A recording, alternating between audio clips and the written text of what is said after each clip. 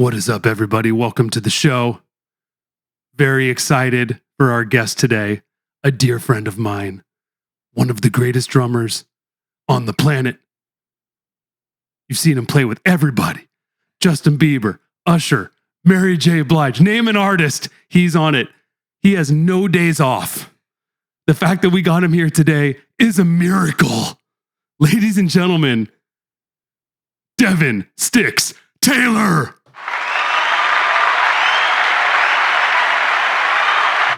Let's go, dude. What's up, bro? You're so used to hearing this. Every night you're like, it's 9 o'clock. There it is. That's how I know it's 9 p.m. Headline slot, no opening slots. Devon Stixx Taylor, only with the headlining artist. Only. That's it. What's up, bro? What's up, man? Man, good to see you. You too, bro. How you been? I've been good, man. You've been out in Dubai on us, man. Come on, you left us. I like to keep it on the move. You know, it's a move. You got your phone. You could do it from anywhere, right? Yeah, but we haven't saw you in person in forever. I know. I haven't seen you in person in way too long. Yeah. That's been since the pandemic, ever since that stupid thing happened. I know, man. Wrecked our game. Yeah. Even then, even when the pandemic happened, do you know what stops Devon Taylor? Nothing. Even the pandemic, there's one drummer gigging. Ladies and gentlemen, Devon Stixx Taylor. No. The only person gigging during the pandemic, doing all the Justin Bieber, they were like, virtual gigs is a thing. Who should be the drummer for the virtual gigs? Devon Stixx Taylor. A guy, man.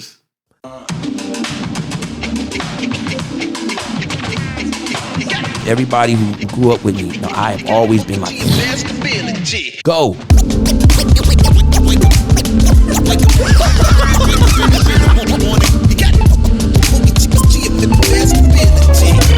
Let's go. For real though, you were the only person. You were the only person drumming. Yeah, that was kind of crazy. It was actually kind of cool, actually. I can imagine. It seemed cool. Yeah, I mean, I just had my daughter too. Man, that was a blessing. I needed it. Life changed, man. I remember when you had your daughter. Congratulations. Man, thank you. Now you got two. I got two. Collect the whole series. It's awesome, man. Devin and I have been friends for like 6 years, and I was a fan first before we met. When you got the Bieber gig, I was like, "What? This guy is amazing!" Watching you play, and then shout out to Ray Marshall. Yep, Ray. Shout out to my homie Ray. Big Ray, thank you, bro. Introduced you and I in like 2017, right when Jammcard came out. Yep. And we did the jams and stuff, and then he put us on. You came over to my studio. Yeah. We played drums. Yeah, man. For hours. You, me, and Ray. Yeah. 3 kits. And that was the start of a great friendship. Yes, man. So yes, dude, I cherish our friendship, man. Appreciate you. Cheers, bro. How about that? Cheers to that. Real full circle moment for us guys, because first of all, it's my first time drinking on the podcast because we got Devon Stixx Taylor on the podcast. I'm spilling my drink. Mine is gone. We need to get him some more. We don't have a crew. Okay, so this is an epic moment because no one knows this. But since 2018, we have been working on a feature documentary, the very first Jammcard film. Yeah. Called, what's it called, Devin? Trap Jazz. Trap Jazz. Let's go. Who does it star? Me, my homie Chris Moulton, and Cassius J. Let's go. Let's go. So you probably just heard the news. We just announced it. Trap Jazz is complete. It is coming out. Let's go. August 23rd on Hulu. We here, baby. Let's get it. The Trap Jazz documentary, the story of Devon Stixx Taylor, Chris Moulton, Cassius J. The first film from Jammcard Films. We hope you all love it. Hit us in the comments when you see it. If this is out by the time you watch it, we want to know what you think about it. Yeah, for sure. And bro, we big did shout outs to Elmo. Hey. And the rest of the crew. Sade, Christian, Jack. You know, man. Oh, man. Jack, y'all, man. David. Sade, man. Sylvia, everyone that got this over the line. Thank you. We love you all. It's been quite a journey. Yeah, we didn't tell anybody, man, for 5 years. Not at all. 5 years we've been making this doc without telling anybody. We went to Atlanta in 2018 and started filming this. Yep. And we got some cool people that's in the doc too, guys. Who's in the doc, Devin? Should I spoil it? Nah, I ain't gonna spoil it. I'm gonna just tell them. They can Google it. All right. Well, Spoil? Yeah. All right, well, I know we got T.I. in there. T.I. We got Big Boy in there. Big Boy. Who else do we have in there, Mo? We have Zaytoven. Zaytoven. We got Young Jock. Young Jock. We got Pee Wee Longway. Pee Wee Longway. Who else is in there? Oh, we got Quincy Jones. Yes. We got Layla Hathaway. Yes. We have Christian Scott. Yeah. We have Sonny Emery. Yes, we do. We have Melvin Baldwin. Melvin Baldwin. We got Little John Roberts. Yes, we do. We got, oh man, so many people. Yeah, it's a lot. Oh, wow. It's crazy. Now I feel bad that we're forgetting people. The list goes Drummer on. Boy. Oh, yeah, Drummer Boy is in there. Drummer Boy's in it. We got, man, Pretty Ken's in it. Oh, we got RP to my uncle Omar Phillips. Omar Phillips, man. Yeah, he's in it. A legend. All the Dungeon Family stuff, all the Outkast and Big Boy and Andre 3000. Those drum beats that you hear came from him. Oh, and yeah. also, he's my dad's first drummer, actually. Was he really? Yeah, my dad. At church? But no. This is my dad had his R&B group. No way. Yeah, my dad had to actually go sit with Omar's mom. Omar's like 19. And ask her if he could come to Japan and like Europe and stuff with him.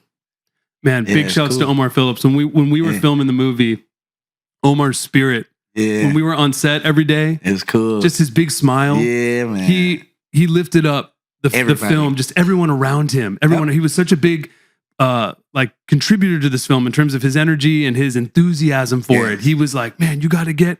Oh, you got to do this. Oh, he helped us out too. We got Organized Noise. Yes, Ray Murray is in the film. We filmed a lot of it at Stankonia. Yeah, the Outkast studio, legendary Outkast studio, where they made everything. The whole Love Below album, speaker box. What else? TLC, TLC, Equimini. Yeah, all of that, man. It's crazy. Yeah. So it's a very ATL movie. Atlanta, baby. As it should be. It's Devin, Chris, and Cassius. Come on now. Southside. So if for any of the longtime Jammcard fans that have been there since day one, or the Stixx fans, you may have seen when we did the Jam in Atlanta and we launched Jammcard Atlanta. Yeah. We were filming. We were filming for the doc. We were doing all the interviews that for like a month or a while. We were out there that at that time. Yeah, we were. We're forgetting somebody. Who's in it? Yes, he played keys for Miles Davis and Johnny Knapp. Johnny Knapp is in it, guys. Johnny Knapp's like final interview. Yeah, Rest in peace, Johnny Knapp. He was 90 when he did that, right? Yeah. He was 90 years old. That's one of my favorite parts of the movie. Yeah. You and him together. Johnny, yeah. Yeah. Well, we won't spoil too much. You got to go see this on Hulu. I just remember that one thing he said. This is my favorite part too, and he told me that it's kind of crazy. Say it. He said, hey, if the girls can dance to it, then you're on to something. If they can't dance to it, then you're not doing a good job. Johnny Knapp, because we were bringing, so I think a lot of you may know of the Trap Jazz music project. Yes. Of Devin, Chris Moten, and Cassius. And incredible, if you don't know it, definitely go to Google. You can watch the Trap Jazz Jam that we did in 2018 in 360, crazy video. And so we showed in the documentary, it's a lot about the story of the three of them individually, and everything from growing up to how they've become who they are. And it's the story of them creating this new genre, mixing trap with jazz and the intention behind that. Right. And it's also a story of really the struggle of prioritization. How do you as an artist, I know a lot of you deal with this struggle, which is you are wanting to work on your own passion project, but Bieber calls, hey, I need you for 6 months. Right. Whoever it may be, BB Rexa calls, Cardi B calls, whoever, and luckily they do call because you're trying to make your money, put bread on the table as a musician. Of course. So how do you balance chasing your passion project, your artist project, when you also have to be responsible to put food on the table? Right. So that's a big part of the story. So I'm not even going to talk to Devin about that. Go see the film. Yeah, the film is crazy. You got to go see it, man. Make sure you go see the film. The film is crazy. Hey, listen. See the film now. You don't want to miss this, all right? Don't miss it. Why wouldn't you want to watch the film on one of the greatest drummers of all time, Devon Stixx Taylor? Elmo Lovano, everybody. Elmo Lovano. Thank you, Devin. No one's ever said that to me. Thank you so much. I've been waiting 20 episodes for someone to say my name. Come on, let's go, man. So yeah, it's an amazing film. Also, big shouts to Sam Davis. Yes. Cinematographer, Sam. our director of photography. What's up, Sam? Man, it's amazing because when we started filming that in 2018, Sam Davis, our director of photography, and Sade, our director. Yes. Big shout out to Sade. Big shout out to Sade. Both of them, I mean, they're young in their careers, amazingly talented people. Yeah. And they've now grown over the last 5 years, which is really amazing. Yeah. Sade directed the Issa Rae show on HBO, and Sam won an Oscar for Period End of Sentence for Best Short Documentary. Yeah. So really proud of them, really proud of the whole Jammcard Films team, and Jack and David and Sylvia and Mamag and everyone is we awesome. had them in some sketchy parts of town. Yo, we went It was into the real trap. We went into the trap. Nah, we took them. Yeah, like for real, you know. And we brought Alexa Minis, which if you're a film person, you know, we brought some real serious cameras. Yeah, in the trap. I mean, hey, we had some scarves for y'all too to put over your face. There was a lot of smoke. Yeah, you will see. It's real Atlanta. I think the team did an awesome job depicting the Atlanta music circle. Yeah. And a lot of the culture and, for and sure. how it is. I mean, from just interviewing all the people of Atlanta and letting everybody speak for themselves freely, on their take of it. Yeah, man, it was cool. That was cool, man. I'm just happy that everybody agreed to do it and that we were able to pull it off, you know. Yes. We didn't want to make a film and it's like we didn't have anybody from Atlanta and everybody that's really from Atlanta that's making an impact. Like, wait a minute, who are these guys? Like, talking about they're from Atlanta and trap jazz and Atlanta this and Atlanta that without having us in it. So I'm glad that it all worked out. Absolutely. For sure. It's a beautiful thing. Oh, man, we got Trouble. Yeah, we had Trouble. Oh, Rest in peace, Trouble. Rest man. in peace, Trouble. Yeah, we had Trouble in the movie with us. We was kicking it. What studio were we at? That was at that wasn't Stankonia. That was that Patchwork.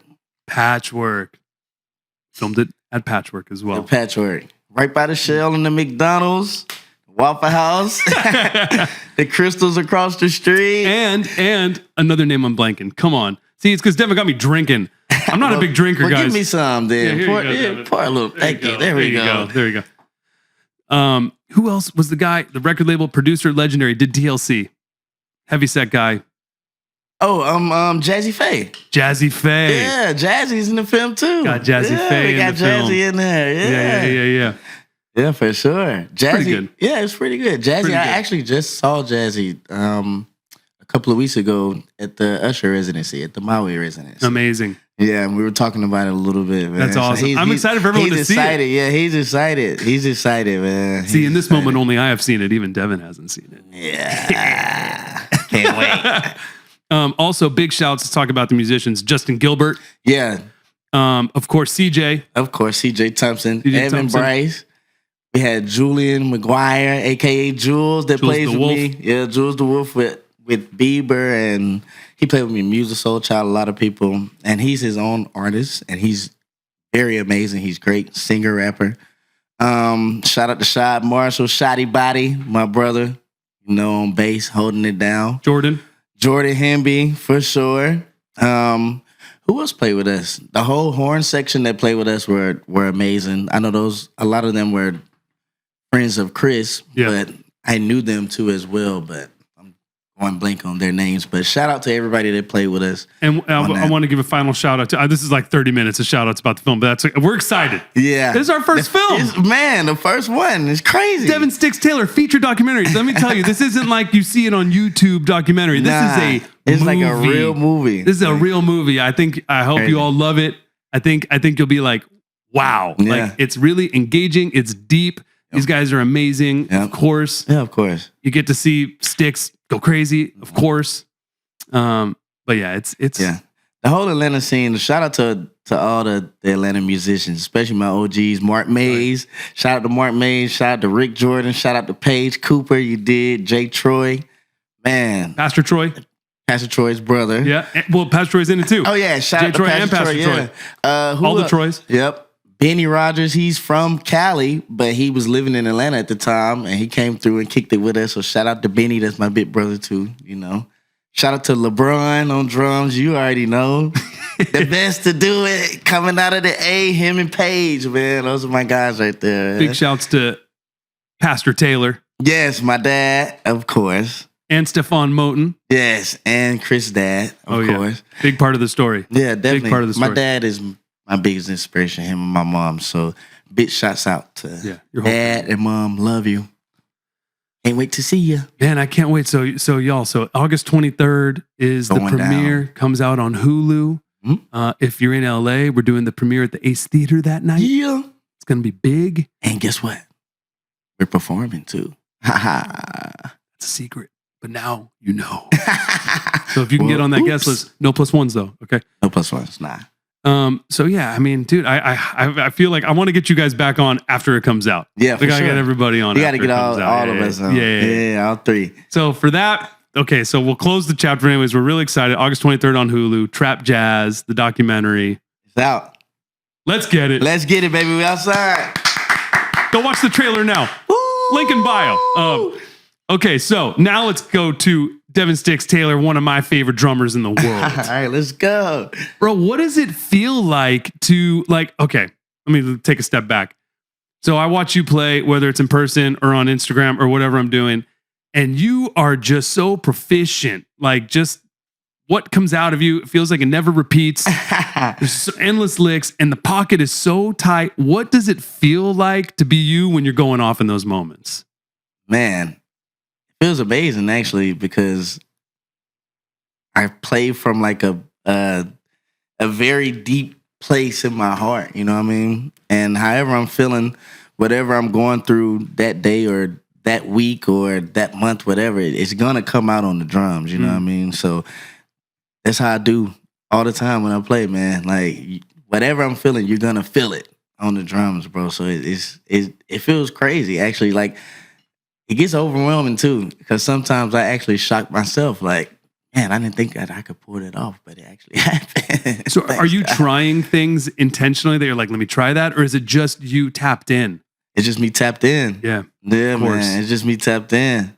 Like, of course, like when I'm playing like shows and stuff, like, yeah, we have rehearsals and everything. So, of course, a lot of that stuff is already rehearsed. But then a lot of it is not too, though. You know, it's feeling, because like the rehearsals are different than the shows. Yeah. Like, it's different than you being in rehearsal with like all your homies and an artist, or with Trap Jazz, us being an artist is different. Like with us playing and trying out stuff, and then like showtime is like a different thing in your head, bro. Like you see all those people, or even if it's 30 people, I don't give a damn. If 10 people, 30,000, 50,000, it doesn't matter. Like when it's showtime, it's time to go. And it's just a different feeling. And I'm tapped in, bro. I'm locked. Like, I don't want nobody to touch me. Don't talk to me. Don't leave me alone. Like, you know what I mean? Like, yeah. I'm in my zone, you know? So, yeah, I'm just tapped in, like an bro. enigma on fire. Yeah. It's what it feels like, man. And I think everyone thinks that when they watch you play. Man, or if they're playing with you, if they're lucky enough to play with you. If everyone that plays with you is like, man, I need to play with Devin. Oh, well, I appreciate it, because, look, it'd be some mess up sometimes. I guess only I can hear it, but... Yeah, sure. But I don't know, it's weird. Like, when I mess up during the show, it's like, you're a drummer and musician, so you know how it goes. Like, if you're doing a show or you're just playing, period, in the studio, like, if you mess up, well, really in the show, if you mess up, it's like you think about that the rest of the show, right? Yes. Or is it just me? No, totally. You gotta get over it. Yeah, bro. If not, you're just like, the third verse? Oh my God, I really missed that. Like, I missed the hit. Yeah, one single hit. Yeah. And it's a single hit that's happening amongst 64th notes. Oh, man. It's like no one knows. It's just something so simple. Like, it's so funny, man. Yeah, it's cool. Like, I remember me and Cobbs with Usher, we was playing, and it's the stuff that, like, that we just add now, since we know, like, the show pretty much. So some things that he does that I catch with him, or some stuff that I do that, you know, he'd catch with me. I remember one day he looked at me, he was like, I stab on the one. I'm like, all right, cool.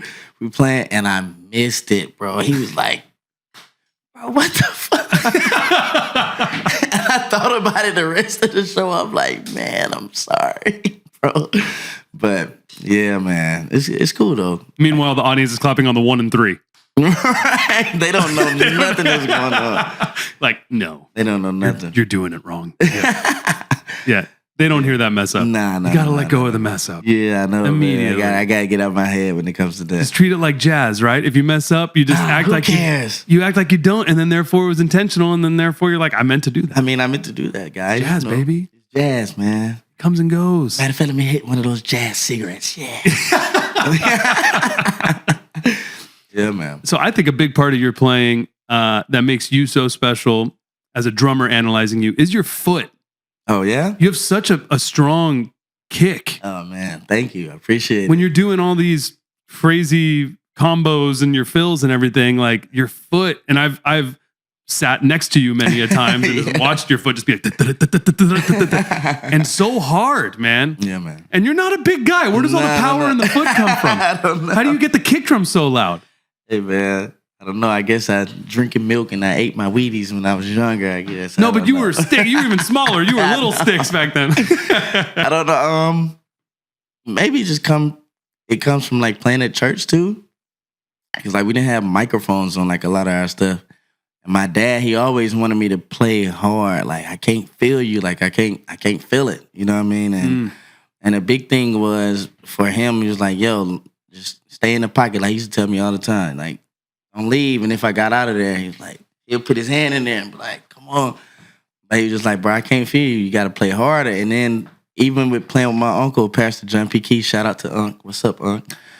He wants you to play hard too. Like, yo, he want to feel it. Boom, bot, boom, boom, bot, boom.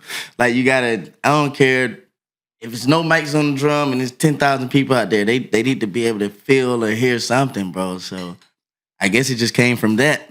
You know, and I'm like, man, well, I want people to hear me. I got to get it, louder and harder. Yeah. But without busting the drums and, and breaking them. So I guess that's where it came from. And then also college, too, kind of helped me a little bit, too. Just like my foot technique, my professors and everything. Like they showed me like some cool ways of getting things done. So I guess that's what it is. And big God, thank you.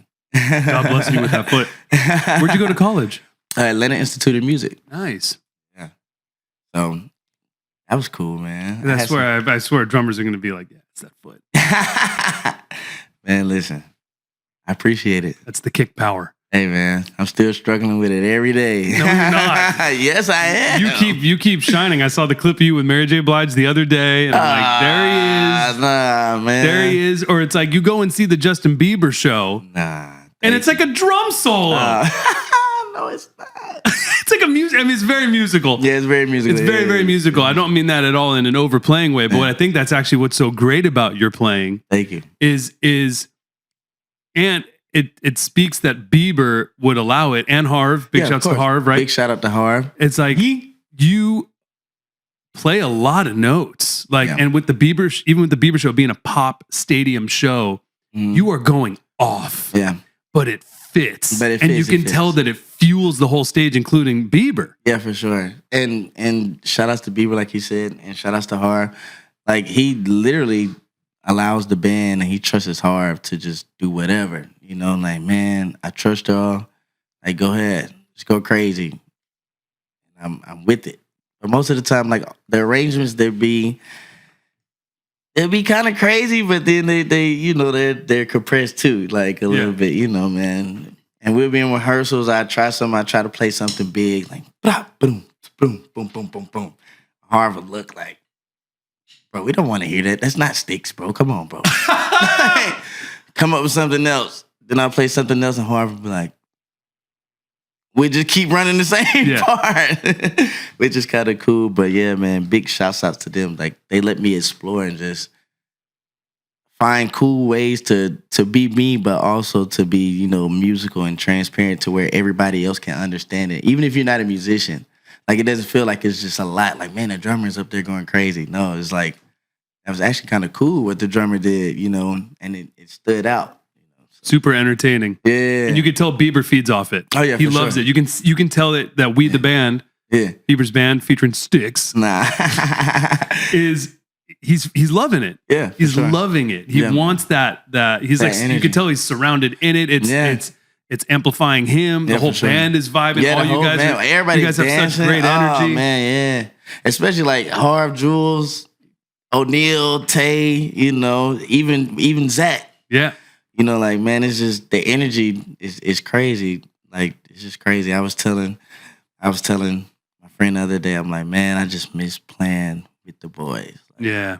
I miss playing with them. Like, you know, we haven't did anything in some months, you know, since the tour got canceled. But man, I just miss playing with them. It's different. Like, you know what I mean? Like, it's just different. We the Band is powerful. Yeah, We've been shouts talking- out to We the Band. We've been My talking boys. for a long time about doing the We the Band Jam. Yes, it's happening. It's We about gotta to do happen. Yeah, it's going to happen. So to go back, so when you do broom, broom, broom, broom, broom, broom, and Harv's like, that's not Stixx. What do you do? After that, Yeah, instead. I don't know. Whatever comes to mind, maybe. Or something. I don't know. And then he's like, do a little more, and then you do. I don't know. Oh. Something, you know. But the boom, boom, it works. It works in certain things too, though. You know? You got to also do the on the crash Yeah, for sure. at the same time. Yeah. No, I feel- or Harv is a drummer too, though. Is he? Yeah, he can I didn't play. know that. Yeah, he can play. Not So- surprised. He can play. So if I do something, sometimes he may be like, "Nah, how about you do this?" And then he asks me like, "Is that cool?" I'm like, "Yeah, let's try it." I'm like, "All right, let me try your way, and then can I try my way?" You know? And Yeah. he's like, "Yeah." Like we have that relationship. He's not like a anal like MD where it's just like, "Nah, you play what I tell you to play, and that's it." You know what I mean? Like he lets me be creative and have like my own creative mind, but also he gives me ideas because certain things that he does, I'm like, I would have never thought to play it like that, but let me try it. And Yeah. actually, it works, you know? Yeah. So, yeah, big shouts out to Harv and Bieber and the whole We the Band. I love y'all. Can't wait to rock with y'all soon. We're going to get this We the Band jam going, you know? That'll be so lit. Yeah. Yeah, so it seems like you guys have a great relationship with Bieber. Yeah, for sure. What is your relationship like with him? Like our brother. Yeah. Like our little brother. Yeah. Yeah. Yeah, man. It's amazing. We go on vacation together. Like he took us to the Maldives. We wasn't even expecting it. He was just like, "Yo, you guys want to go to the Maldives with me?" We was like, "What?" Yeah. He was like, "Yeah, man, I'm paying for everybody. Like, come on, let's go." And I'm like, "All right, cool, let's go." Like, man, he's one of those artists that's like one in a million. You know, most artists, they don't hang out with like the band or the dancers all the time. Like you may see them, they may come in and they may not speak, they may not do anything. But with Justin, he'll come in the band room. Hold on, do I have to keep it PG-13? No. Cool. He'll come in the band room. He may be like, "Yo, Stixx, you got some weed you want to smoke?" Like, "Yeah, I do. What's up?" You know, we roll up, we smoke, or we'll take some shots. So he'll invite us out to just go party and hang out with him, go to the club or whatever. And like, it's not about music at all. You know what I mean? And I think that's what makes us so special and so unique, and so different, because our off stage is what's make us go crazy on stage. You know what I mean? I tell a lot of people that, like, you're off stage, like with your band and hanging out with your people that you know working with. Even if you're on tour, if you're on tour with somebody for 6 months, that's your family. Yeah. Every day. You know what I mean? If you don't have a relationship with them and your relationship is whack off stage, then on the stage it's not gonna be like it's good. Like it's gonna be dope because of what y'all do. Like y'all got called to do this, so y'all the best at what you do. So it's gonna be dope, but it's like fake dope. You know what I mean? Like it's not like, oh, we literally kick it, which you guys can tell, like with the energy, like, oh, we hang out, we get drinks, you know, we eat, we vibe, we talk about, you know, just personal things. And then when we get on the stage, it's that magic that you guys, you know, feel. That's where it comes from, you know. So, man, having Justin as a boss and a friend and a brother is just great. He's like our brother. Like he's one of one, bro. You can see the brotherhood. It's even in when you guys are playing, even just in the looks you're giving each other. Oh yeah. The looks show how close you are. Oh yeah, it's crazy. It's the subtleties. It's a little stuff, and he'll make some jokes too. Like I remember one time we was doing a Justice tour. We were playing, and I missed the clap on this song called "Honest" that he has with Don Toliver. So the song is like boom, got boom, honest, boom, got. So I missed one of the claps, right? So at the end of the song, he's going down on his lift. He was like, "Yeah, Stixx, what's up with that clap though?" He called out the miss because he's probably dancing to it, right? Yeah, but he just looked at me and laughed. But it was funny because it wasn't like I'm getting on you, about to get fired. Like, you know what I mean? Like you missed the clap. It was just like, yeah, I heard that, so it's kind of cool. And another thing with working with him too, he would literally come in rehearsal. Rehearsal started like 10. He would get there probably like 9 o'clock, 9:30. And he'd have all the dancers, the whole crew, techs, lighting, everybody, management, the band, and we'd just sit down. He'd sit on the couch. He'd be like, "What's up? Like, how y'all feeling?" And we would talk for like an hour and a half before rehearsal starts. Like, then he'll pray, and then we'll go to rehearsal. Love that. But he'll just talk to everybody and just go around the room. Like, how's everybody feeling? Like, does anybody have anything that they want to share? Like, how's everybody day? Wow. Like, you know what I mean? So it was super duper cool. Like, that's how we got super close. So it's like, man, like he's one of one, bro. And nobody's doing that really, bro. Yeah. Honestly, man. Like, no artist. He cares. Coming in and doing that. So, yeah, man. You can tell when someone cares or when they don't, when they take care of their band or not. Yeah, for sure. You can tell it's important to him. Like you guys are important to him. Yeah, definitely. Yeah. What does it feel like to play a number one hit song in a stadium? It feels great. I'm not even about to sit right here and sugarcoat it. It feels amazing. It does, because like my intentions, man, is like, you know how somebody cut their car on, right? Yeah. And then the song may come on, like even me, like a song come on, and I like blast it, like, oh shit, this my shit. You're dancing. It's like, that's how we want people to feel like when they're in the stadiums, bro. Like when that song come on and they're in the stadiums and we're playing it, to watch everybody just dance and go crazy is amazing. It's like, man. But if they don't dance, like Johnny said, you're doing something wrong. You're doing something wrong. But it just feels great. Like, especially just play certain hits, you know what I mean? And just see everybody's reaction and see everybody just full of joy and like light. You know what I mean? Like, I think a music concert is the one thing that music really make the world go around, bro. Yeah. Like, music is the one thing that people from all different, nationalities and all over the world where we all can relate, and speak the same language. Either it's by dance or literally if you singing the lyrics, bro. You know what I mean? And like those 2 hours, don't nobody care about nothing but that. Yeah. And it's just cool to just see how exciting and how, happy it makes everybody feel. Like they let everything go for like that moment, you know what I mean? And they enjoy it, So it's great to be just a part of that, you know what I mean? Whether it's through my drum playing or whether it's through keys, whether it's through Bieber, Mary, Usher, anybody that we're playing with, it's just cool to see how everybody just, let go and they love it, you know what I mean? Yeah. And they just like, man, I'm letting all my problems go right now. Like, I'm just about to have fun and get loose, especially at festivals, bro. It is crazy. You prefer a festival slot over a headline show? I guess it's a headline festival It's a slot headline still. festival, He only plays with the yeah. headliners, dude. Devon Stixx Taylor. He's not playing with the rec supporter openers. No, I have played with some supporters. Yeah, back in the day. Now it's all headliners. Devon Stixx Taylor's used to this sound. Nah, it's cool though, man. It's super duper cool, bro. It's magic. Yeah, it is. It's real magic. It is. It's like you're like a light to those people. Yeah. You know what I mean? Like we all are. Like, bro, I just seen the jam that you just did at the festival. Thanks, man. Man, it was crazy. Huge crowd. Yeah. It was crazy. Felt man. good. It felt like magic. Yeah. Yeah. And it was cool. Like, and just to see those people dance to like what you were playing to is like, it's exciting, right? It's and it the gets unity. overwhelming. Yeah. Yeah, you got 50, 60,000 people, whatever, in front of you. They're dancing to like the beat that you're playing. They're in that moment, you're all connected. Yeah. It's like 60,000 people all connected in one single moment. Yeah. You're looking at them, they're looking at Yeah, you.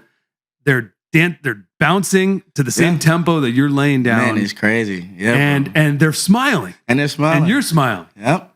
And it's just this euphoric chills moment. Yes, like, bro. Like I'm like, we went everywhere around the world, bro. We went to all 7 continents on the Purpose tour.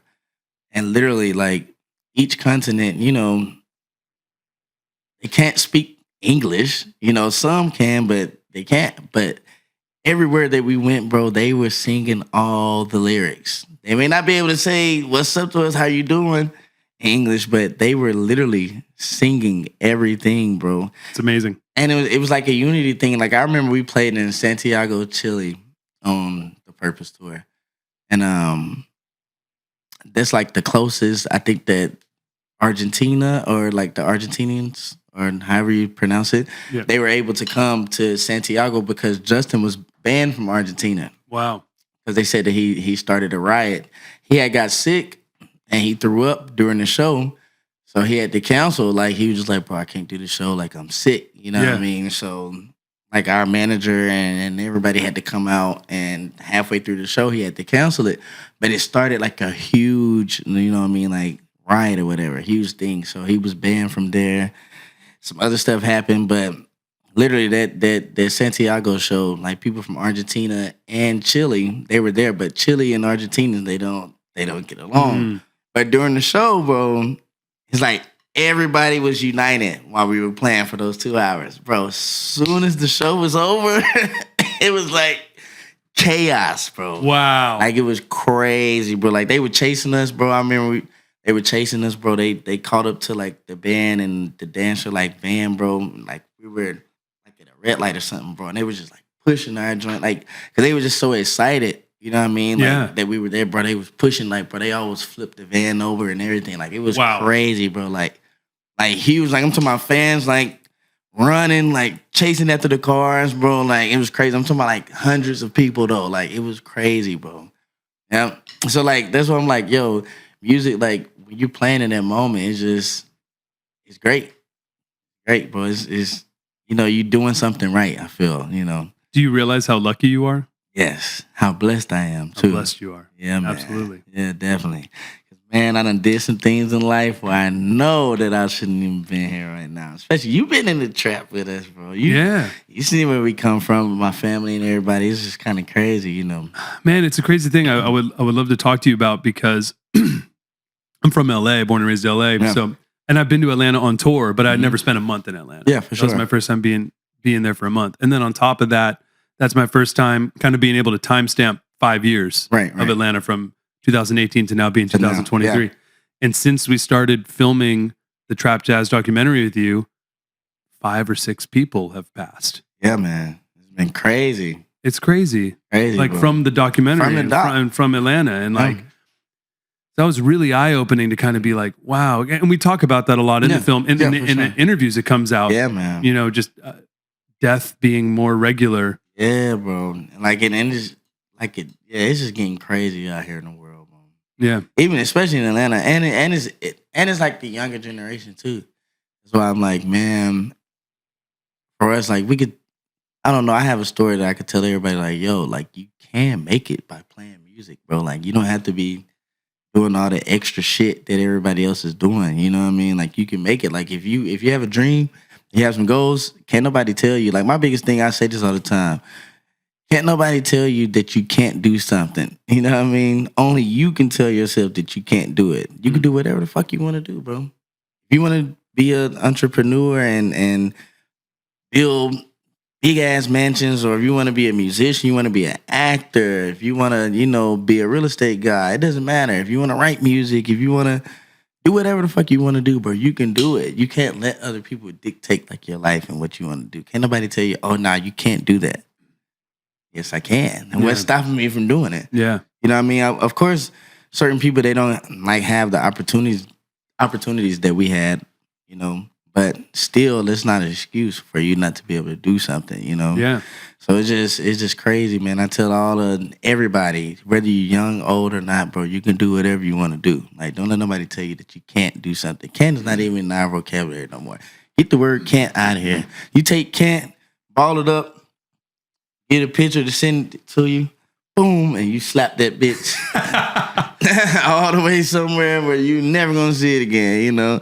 Get that out of here, bro. And it's just crazy just to see how in Atlanta right now, they robbing, they killing, they doing everything. I'm talking about broad. They like, you know, you from LA, so it's kind of the same way. Yeah, there's a lot happening here. But it's like it's more gang violence out here in LA versus like Atlanta. It's just hood and it's just raw. It's just individuals. Like they don't have to be in a gang for them to do it. They just doing the shit. Like, you know what I mean? Just be at your house. Oh yeah. Be at your house, bro. You could be at the gas station. You could be at Lenox Mall. You can't even go to Lenox no more. Yeah. Buckhead, you can't go nowhere. Like, you know what I mean? It's crazy. You try to go and buy some Air Force Ones and some nice clothes for you and your kid, and you end up getting killed for it, you know? Or you may be sitting on the hood of your car. Like a guy got killed at the mall, bro. He was sitting on the hood of his car chilling. Well, no, actually, I take that back. He came out of the mall, and it was some people that was surrounding his car. And he was like, yo, like, can y'all get off of my car, bro? Like, I'm about to go. Yeah. And they didn't want to get off the car like it was their fucking car, bro. Like, like, bro, get off my car, bro. Like, I got to get out of here. And the dude who car was, he ended up dying. Like, he got shot. That's from so the people. up. It's fucking crazy, bro. It's so sad, man. Yeah, it's like, man, just the world that we live in now is just crazy. So that's why you got to stay prayed up and, you know, stay prayed up. I mean, I think a big thing that I've seen with you that's clear is your positive attitude. Oh yeah, definitely. Your optimism. You're a bright light. Yeah, thank you. The bright light shines through darkness, man. Stands out. You got to. You got to be. Because if not, if I was to let certain things get to me, boy, look, ooh, the attitude. Definitely, man. Yeah, man. So it's hard. It's hard when you're born somewhere and you feel like you are surrounded by, you know, not the opportunities, not an ideal situation, something that is a difficult situation to overcome and get out of. Exactly, which is why we made the movie Trap Jazz. That's how it came, because literally feel like you trapped in this shit, bro. Like, goddamn, everywhere we go is like, we can't get out of it, bro. You know what I mean? So, Well, there's a lot of people in the documentary that proves that you can break out, you can have success, you can do you, whatever you want to do, whatever you want to be. Yeah, you can. You just got to stay dedicated to it. Yeah, bro. Cheers to that. Cheers, bro. Cheers. Oh, I dropped my coaster.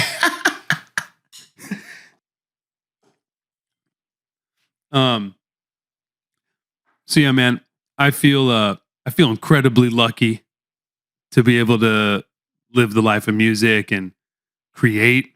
Yeah. And, you know, be able to do what we do for a living. Yeah, for sure. And you've been super blessed. Yeah, man. And we lost another one recently, man. Rest in peace, Daniel. Brother, bro. I'm talking about one of one. You know, it's sad. We just did a whole Mary J. Blige tour. We just did the whole Good Morning Gorgeous tour together. And he was an incredible music director on the road. Him and Omar. Shout out to Omar. Yeah, man, it's sad. We just had his funeral this past weekend, August 5th, bro. You know, everybody was down there. It was a super duper, you know, sad thing. But man, yeah.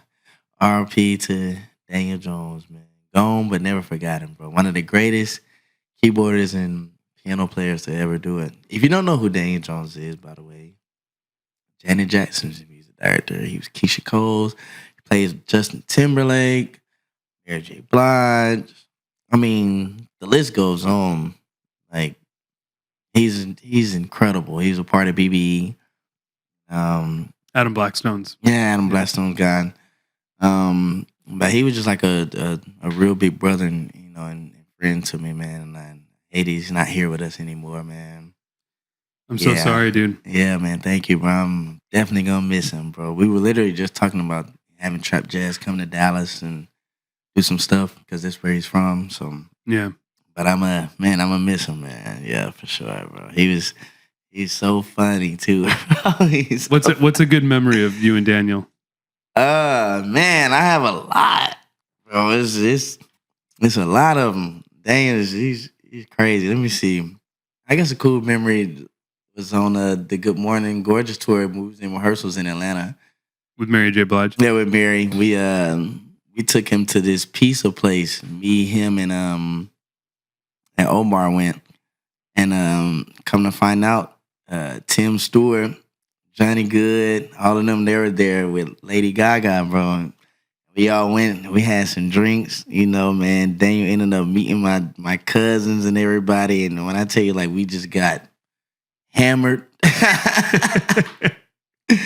We got hammered, bammer, bro. And just the conversations and the laughs and stuff that we had that day was just amazing, to the point to where he was just like, yeah, like, your family not your family no more. This is my family. Like, Oh, I love that. And he talked to my dad. He told my dad that, hey, man, your son, he's gonna make an amazing music director one day. You know, you have a special kid right here. That's my little brother.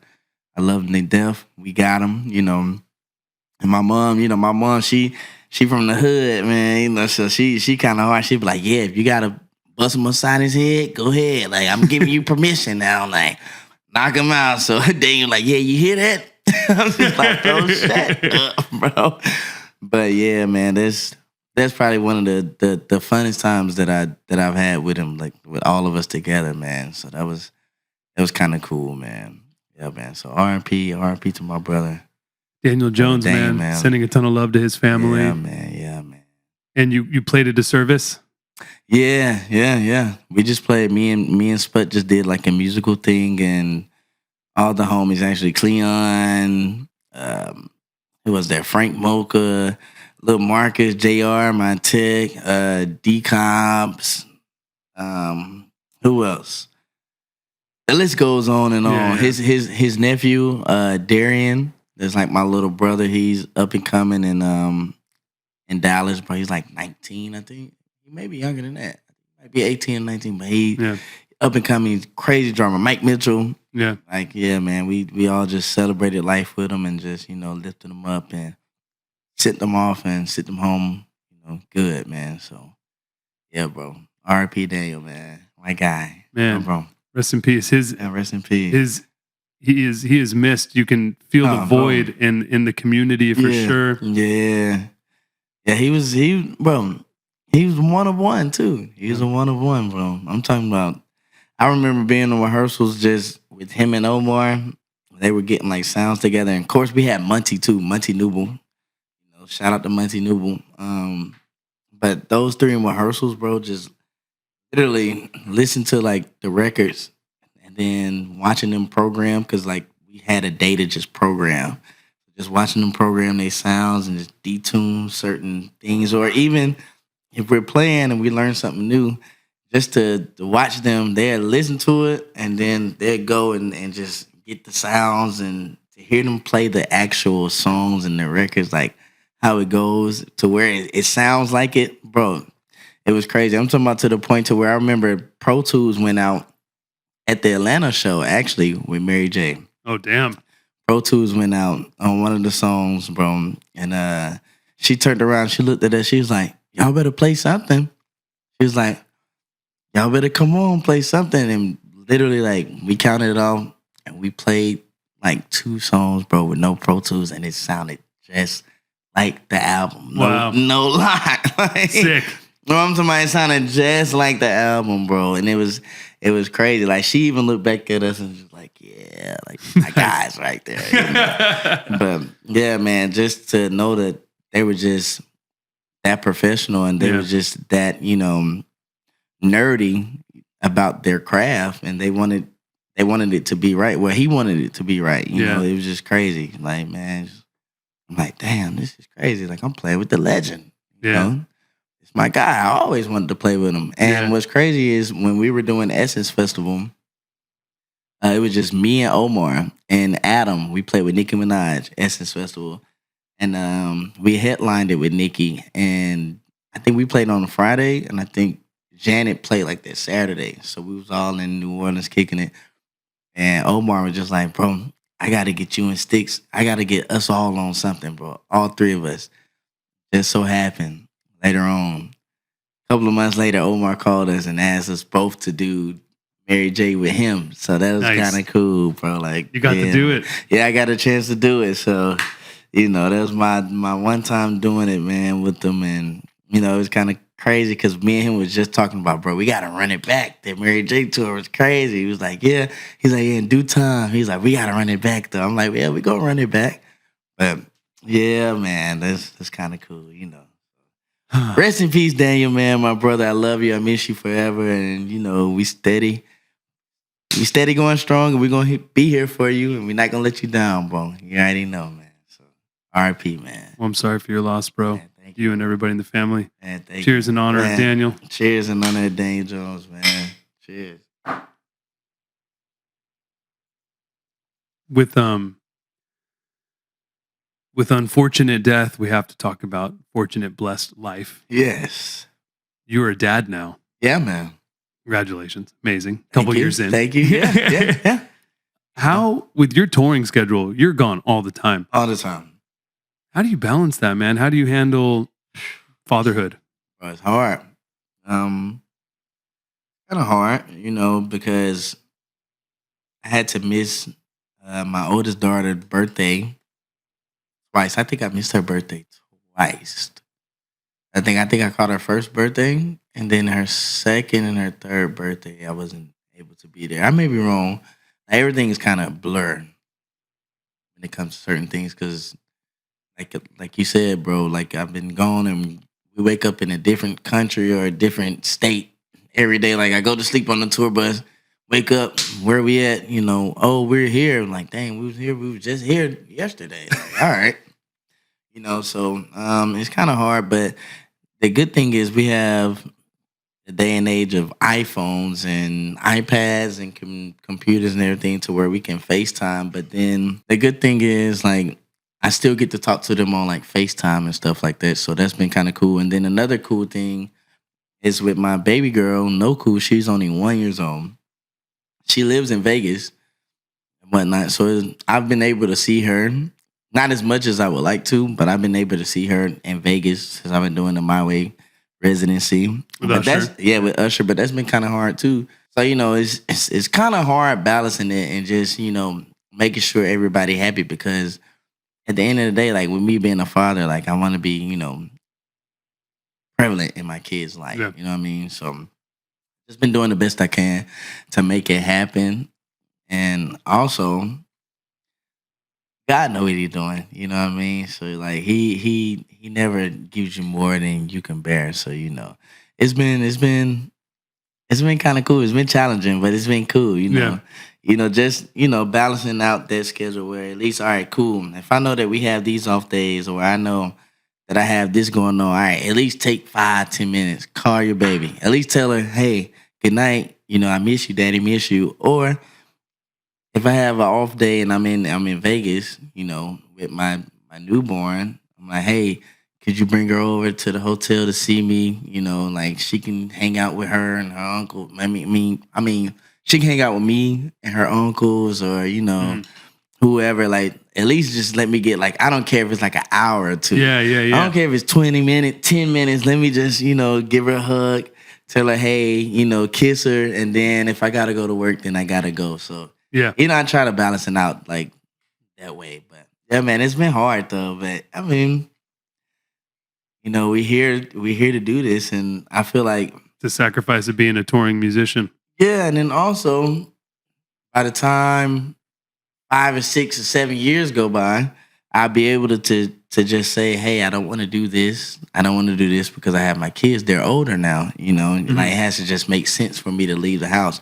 But right now, with them being so young, I can kind of, get in and out of there without them kind of, getting upset. But by the time they turn like 7 or 8, And they're like, Dad, 10, come here. Yeah, Dad, what are you doing? Like my daughter already, my oldest Kaylin, she called me the other day, and it was so funny. I said, man, she's getting so smart. She said, hey, Daddy. I was like, what's up, baby?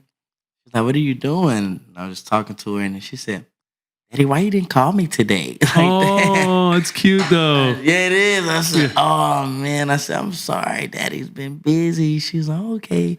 Well, I love you. I was just like, I love you too. I'm like, man. But that made me think, like, yo, my kids are growing up, and they're getting older. And I'm like, man, I really have to take the time to either, hey, I'm gonna do this and forget this, or hey, I'm gonna be doing music and not be with my kids. Like, nah, like it has to become some kind of balance. So yeah.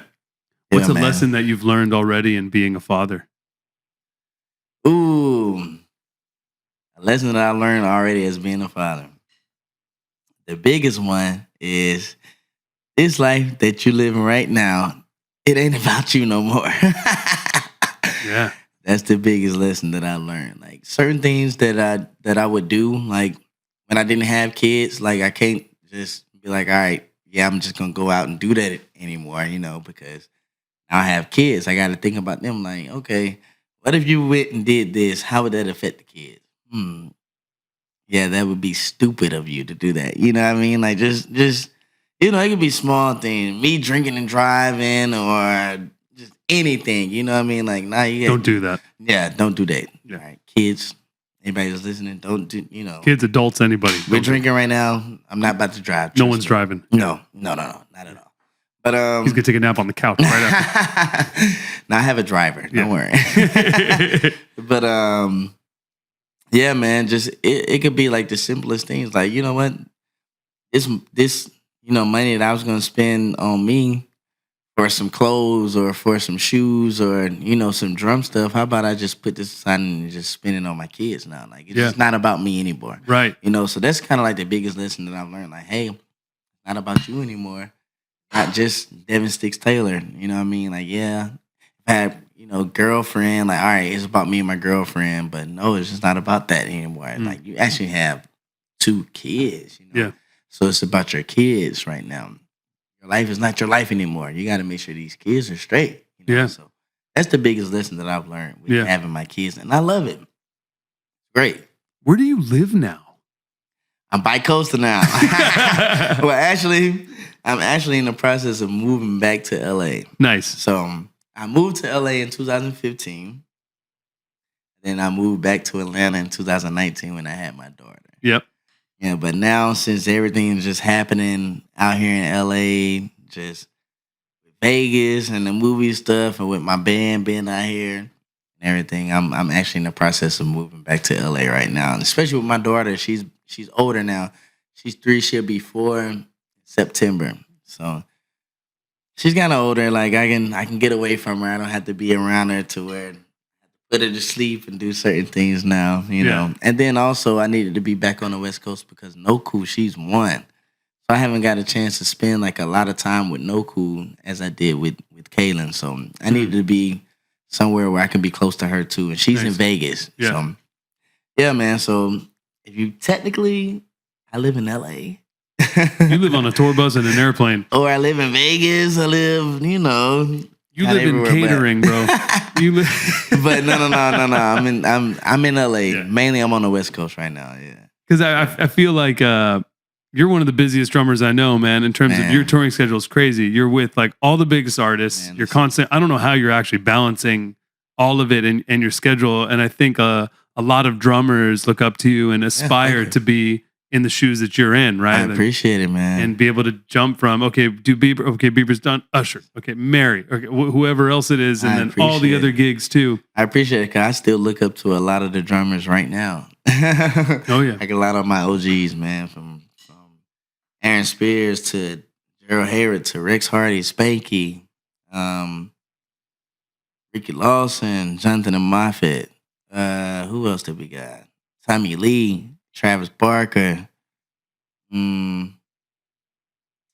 Harvey Mason, just a lot of them, bro. Like, and then even to go back to like the 60s and like the 70s or the 80s, like Clyde Stubblefield, Jabo, like, man, I still look up to like a lot of them too. So, I appreciated that, people look up to me in their way, man. I'm still young. I don't even feel like I'm in my prime yet, man. I'm only 30, bro. So you're only 30 now? Yeah, it's kind of cool. It's actually overwhelming, like when you say that. Sometimes I'm like, man, really? Like, man, I'm young. The movie's just coming out. Oh yeah, and Sput too. Sput, man. You had a lot to do with my plan. Okay, I just want you to know that you had a lot of influence on it. Shout out to Sput, man. That's my brother right there, man. That's my guy. I think Sput's the number one most shouted out person on the podcast. Yeah, Yeah. man. We That's love Sput. We love Sput. That's my guy right there, man. How are you getting gigs these days? Where does it come in? Is it just people? Is it just MDs hitting you up? Yeah, just MDs hitting me, or and a lot of the MDs are my friends. Word of mouth. Yep. And then some gigs they do come from other people that I don't know. Just from seeing me on Instagram or coming to a show and things like that. So like some gigs come from that, or some gigs I got from Jammcard too. I got Party from you guys. Oh yeah, let's go. Yeah, let's go. Jammcard works, people. Yeah, Adrian X. Shout out to Adrian X. What's up, Adrian X? How you doing, brother? Yeah, but I got the Party gig from you guys, so that was kind of cool. And then a lot of people don't know this, but Max Bernstein, that's Taylor Swift's guitar player. I went and I did an audition for Demi Lovato when I first moved here in 2015 with Chris Pooley. Shout out to Chris Pooley. Oh, yeah. He put me on my first tour when I first got out here. That's Katy Perry, and he's the music director for American Idol, if you guys didn't know. So I did an audition with him with Demi Lovato. Chris Pooley was the MD, and Max was playing guitar. So I did the audition, and I didn't get the Demi Lovato gig because they went with the guy that was there for the longest. And Max called the original MD for Justin at the time. He was like, "Yeah, man." His name is Dan Cannon. He's like, "Yeah, man. We had this kid. I've been working with him. He just came from Atlanta. He's young, man. I know you guys are looking for musicians with Bieber. You guys should use this kid." And he told him about me, bro. And literally, Dan called me while I was in rehearsals with who? Guess what? Harv. No Jules, way. And Chris. Really? Yes. I swear, bro. On what gig? We were rehearsing. We was doing like a tribute for T.I. I was doing something for T.I. Oh, in Atlanta. In Atlanta. Yeah. It was me and Chris called us to do the gigs. Me, Chris, Harv, and Jules. So Dan literally called me like on break in the rehearsal. And he was just like, "Yeah, man, what's up, man? My name is Dan Kenner. Like, I got your number from Max, And I was just wondering if you would be interested in auditioning for Justin Bieber." So I'm like, yo, I'm freaking out. I'm like, Harv, Dan is on the phone. Dan Kenner, he just asked me if I would come and audition for Bieber, because I literally just asked Harv, like, earlier in rehearsals. I was like, "Man, I see y'all about to go do the Purpose tour, bro." I said, "Who's going back out?" I was like, "Is Uncle Melly going out?" Like, he was like, "Actually, no." He was like, "I don't know what's going on. Like, we're actually looking for a new band," like that. So when I told him that, he was like, "Dan on the phone? Oh, give me the phone right now." Because Harv was already on the gig. Yeah, Harv was already on the gig. Harv's been there since Baby. Like, Wow. since My World days, since Justin first came out. So Harv got the phone. He talked to him and whatnot. Harv came back in. He was just like, "Bro, I don't know what you got going on," but he's like, "You need to go and do the audition, bro. Like, you're tripping if you don't go and do the audition." You know what I mean? So a lot of things come from like word of mouth and just like the people that you know, man. You know what I mean? Which is a blessing, bro. It's so crazy cool. that because Dan Cantor was the MD. Yeah. And Harv was playing bass. Harv was just playing bass. Yeah. And you're super tight with Harv. Yeah, but Dan tight. calls, and then you're just in there. It's like meant to be. And then Harv takes over as music director. So Harv took over as music director. And then another crazy story about that is with Jules. Me and Jules was playing for Music Soul Child together, right? So we had a show with music, I think in like maybe in Johannesburg or somewhere overseas, but I had to cancel on music to go and do Bieber, the auditions, right? For the audition. Yeah, so my mom. Yo, that's a story. That's a story there that you're canceling a gig that you do have. Yeah, to go audition for the possibility of another gig. And I canceled like the week of too. So it's like that's a big no-no. You know, it's a big no-no. It's a big sacrifice. Man. You could lose the gig. You took that risk. I took the risk. My mom was pissed. She was like, "You're gonna burn your name. This, and that." She was like, "No, you don't do that." Like she was pissed. I'm like, "Mom, I know," but I'm just like, man, like, I don't no, this is what I've been praying for. Like, this is what I want to do. Like, you know, Wow. it's Justin Bieber's like stadiums and arenas, like, you know. So she was kind of upset. My dad, he was so cool. He was just like, man, well, how about you pray about it, and you know, whatever's on your heart, you go and do it. I'm like, all right, cool. So, you know, fast forward, I did it. I got the gig. Wow. Harv becomes the MD. We called Julian to do it. Julian literally had to make the same sacrifice, bro. Wow. And he was playing with music too at the time, man. And then it all just came back full circle. How me, Jules, and Harv are now playing with Justin, and we have our own band and everything. And I was the first person to get the call to actually audition for, you know, Justin during that time. And me, Chris, Jules, and Harv are together. So crazy. Now me, Chris, and Cassius, we have Trap Jazz. You know, it's full circle. It's crazy. Like, you know, it's, ATL strong, bro. yeah, man. ATL is ATL deep strong, embedded in the music world. Deep. And fun fact too, me and Harv, we stayed in the same neighborhood the whole time that he was touring with Justin during the My World and the Believe tour. I was in high school, and Harv stayed in my neighborhood. Wow. While I was in high school, I was going to Dutchtown middle school at the time, and then I got kicked out of school. You know, just being crazy. Got kicked out of school, and I ended up going to a Christian academy, Hope Christian Academy. But I was still living in the same neighborhood that Harv was living in that whole time that I was in high school, bro. And like I never knew it.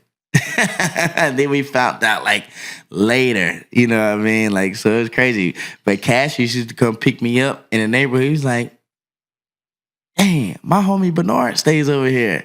It was like, Bernard, who was that? He's like, yeah, you don't know B Harv? He plays bass for Bieber. Like, he's a dope producer. Like, bro, he stayed right around the corner. So that's how me and Harv got tight. Wow. Yeah, through Cassius. So That's awesome. cool, man. Yeah, man. That's cool. It just goes back full circle. Man, I made a documentary on you and I'm still learning. I already know, man. You already know. That's cool, bro. Appreciate you for that. Oh, too, yeah, of course, bro. Of course, man. Yeah, I love you, man. I love you more, man. You're the already best, know. bro. Thank You're you, the bro. Thank you. Well, I'm excited to watch you continue to grow over the next 10, 20, 30 years. Yeah. I think, I know you're already one of the greatest drummers alive in my eyes. And you're already at the top of your game. You're at the top of the touring world. And I think why I was so happy to make this film about you is because I think that you are a star. Yeah. And you play with a bunch of big stars, but I think you're a star. Thank you. So that's why I wanted to be like, let's put Devin as the star. Put him in the front. You, Chris, and Cassius, man. You guys are all stars, and that's a thing that matters a lot to me and is very important to me is to shine a light on the people that I believe are stars and not just star adjacent or next to or supporting the stars, but it's like you guys are, and everyone's about to see it in this film. And I think Devon Stixx Taylor is gonna be in the front of the stage. Oh man, thank you so much. I want to be. I got my own music and stuff coming out too, along with the band. So you know, I hope everybody enjoys what's to come. You know, man, I really appreciate you though. Of course, man. Really and shout out to my brother Chris Moulton for believing in me. You know what I mean? And shout out to Cassius J for believing in me too, bro. Cassius. Cool. Another cool fun fact, Cassius used to come pick me up, and when I was like 17, 16, you know, and he used to take me, that's when we was playing around churches and stuff all the time with choirs and everything. He literally told me like, bro, like he said, bro, if you want to do this, like he said, and this is going to sound bad, but I don't give a damn. Y'all can take it how y'all take it. He's like, if you really want to do this, he said, bro, you got to get out of this church shit, man. He said, you got to start playing like some other shit. Like, you got to start producing. He's like, you got to start listening to some other genres of music. Like, you got to start playing for like fucking Jay-Z or like some other people like that. Yeah. You know, when I was in high school, and I was like, really? Like yes, you know. But my mom didn't trust nobody like that. Like, my mom hardcore, you know, but she didn't really trust nobody like that, but she trusted Cassius. And she would let Cassius come pick me up, bro. Yeah. We'd go play at like little bar gigs. I wasn't even supposed to be in there. I was like 16, 17. I would be playing, and then he would take me around to just play at different churches and everything. So, Yeah, man. It just been like a long, circle of just friendship and brotherhood since I was just little, bro. They've been taking care of me. They've been my friends. They've been my brothers. You can tell you guys are family, like real brothers, and super. That comes across in the film. And yeah, it's so cool that all three of you have had successful careers. Yeah, man. All come up. Cassius with producing, Cardi man. B, Migos, everything he's done, and Chris Moten with keys and musical directing. Bro. Yeah, man. Everybody he's worked with, and you drumming with everyone. And thank you. It's so cool, man. Thank you, man. It's cool. Thank you so much, bro. I appreciate it, bro. Love you, man. Well, I love you too. Yeah. August 23rd. Come on. Trap Jazz out on Hulu. Y'all make sure y'all go see it.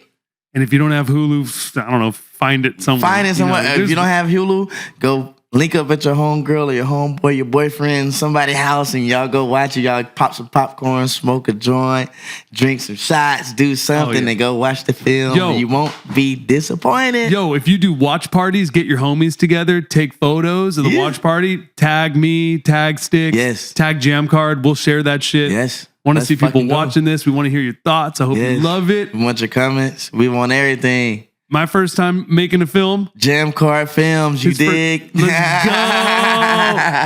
go. Let's go, man. Devon Stixx Taylor only plays headline slots. Ladies and gentlemen, Trap Jazz, August 23rd, Hulu, let's get it. Let's go, baby. We outside.